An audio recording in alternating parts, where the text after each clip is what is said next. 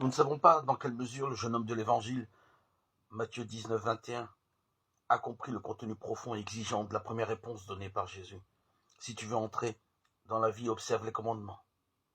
Il est certain que l'engagement manifesté par le jeune homme à respecter toutes les exigences morales des commandements constitue le terrain indispensable dans lequel peut germer et mûrir le désir de la perfection, le désir de réaliser ce qu'il signifie et de l'accomplir en suivant le Christ.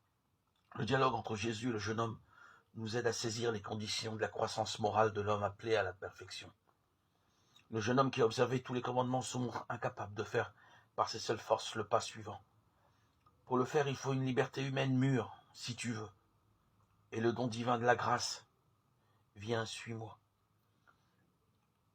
La perfection exige la maturité dans le don de soi. À quoi est appelée la liberté de l'homme? Jésus indique au jeune homme les commandements comme condition première et imprescriptible pour avoir la vie éternelle. L'abandon de tout ce que possède le jeune homme et la suite du Seigneur prennent en revanche le caractère d'une proposition, si tu veux.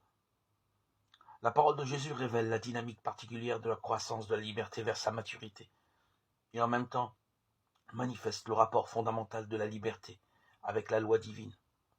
La liberté de l'homme et la loi de Dieu ne s'opposent pas, mais au contraire, s'appellent mutuellement.